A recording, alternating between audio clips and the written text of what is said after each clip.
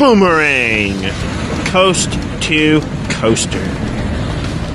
Very few coasters I despise, with a passion. But this one here is my nemesis, in that it almost always beats me up, and overall just isn't that enjoyable of a coaster. But with the new Restraints, is this a better ride?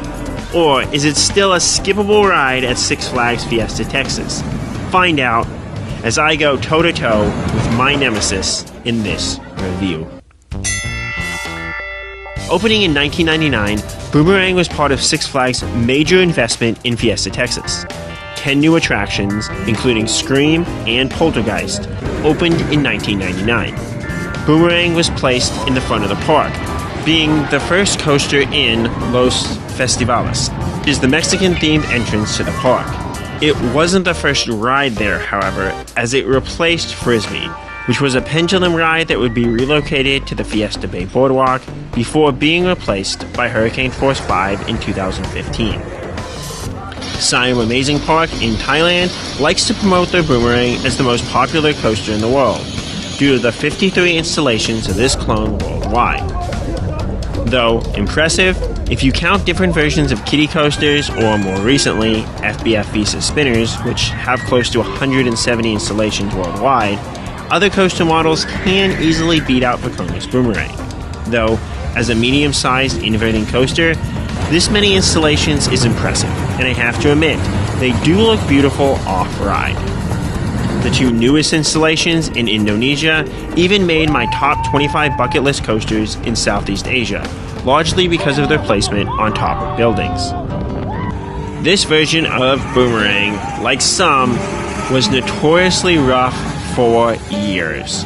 Rough coasters like Mind Blower before the retracking, or Fort Yesterland, don't seem to bother me as much as other enthusiasts. But the combination of strong forces on the inversions really made this ride difficult for me to ride in the path. Particularly, going backwards amplifies the intensity for me and really messes with my head. Even the family Boomerang that I went on at Vin Wonders was not enjoyable during the backwards section. As for seat placement, I haven't found much of a difference. The very back will help the first drop, while the front will make the backwards drop slightly better. I normally can enjoy the first drop, so you might want to sit there if possible, but it should be a torturous experience regardless of where you sit. In 2022, the trains were upgraded with new vest restraints. Instead of rigid over-the-shoulder restraints, these help reduce the ability for you to bang your head against the restraints, with the idea of providing a more comfortable and smoother ride. The main place that I noticed a difference here is on the initial lift hill. You always felt like you were going to fall out of the train, with your restricted freedom to move holding you into these bulky restraints due to that angle of the lift hill. But now it's a bit more pronounced as you really lean into the restraints, which is a slightly different I'm falling out of here feeling.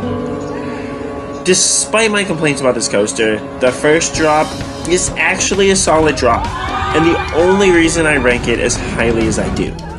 Despite the reduced angle, this is one of the few drops at Fiesta, Texas that I can always feel, and is easily the highlight of the ride as you plummet down for what seems like a decent while. Then, after whizzing through the station, you enter a Cobra Roll, which, if you don't know the name of this inversion, it's this mixture of half loops and corkscrews found on a Boomerang. Normally, these are rather neutral inversions on a coaster because they don't do much for me either way, which isn't the worst thing for an inversion. The whip in this, though, is a bit more than average, so even with the new restraints, you'll be jostled around at the top. Going forwards, this isn't terrible, just not great. After exiting the Cobra Roll, you go through a beautiful and powerful vertical loop. Some, like Shockwave, offer strong yet enjoyable forces. Others, like Superman Krypton Coaster, have a nice hang time at the top of the loop. This loop just seems to offer unenjoyable positive G's as you're slammed into it, before going up the final spike and catching on that chain lift. Watching this coaster growing up, that catch on the chain lift just seemed to be really, really scary, especially for one scared of coasters and drops specifically. Honestly though, it's a nice, calm, and an otherwise terrible song, so enjoy that calm lift hill while you can. The drop backwards isn't nearly as good as the initial drop.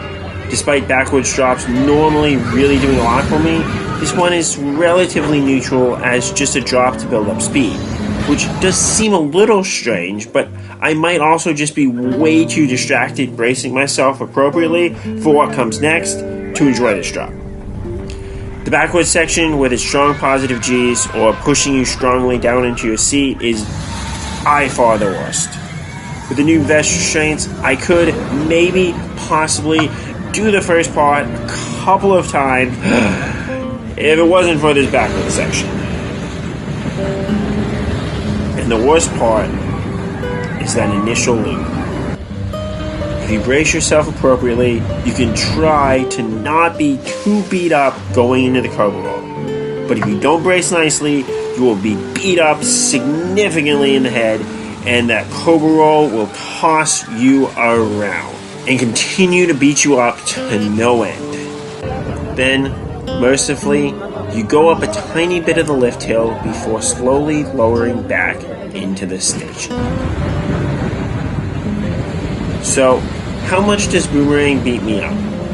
Normally, I have to spend about 30 minutes gathering myself after riding this coaster.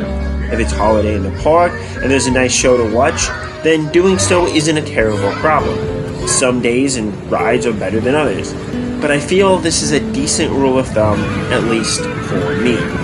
With the new restraints, the forward section seemed to not be as bad, and I was able to head over to Crack Axle Canyon and get on the coasters directly after riding this one, though I enjoyed having a break standing in line for Roadrunner Express and Iron Rattler. But it still put me in an overall unbalanced mood for most of the rest of the day, and I couldn't bring myself to ride again before leaving since I wasn't sure if I would be able to drive home if it beat me up too much.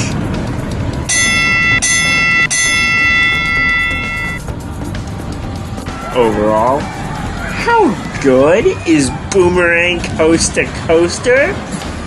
If you couldn't tell, this is my favorite coaster to bash on. But it actually is not my least favorite coaster, since its initial drop does have some enjoyment.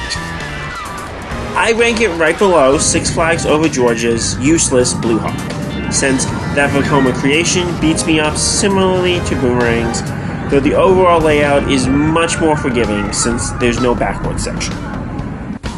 I rank it right above FBF Visa spinners that I've been on. I rank those as actual coasters instead of on my kiddie coaster list, largely because they've been so disappointing, and normally when riding one, I wish I was on a kiddie coaster like Streamliner.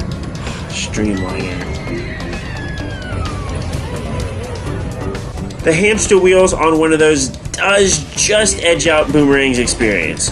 But if you take a turn held upside down, the bit of intensity there is really, really, really strong. So, it kind of just depends on what type of ride you get.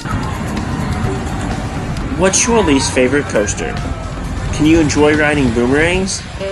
Which ones were better, like Siam Amazing Parks? Let me know. And, as always, congrats.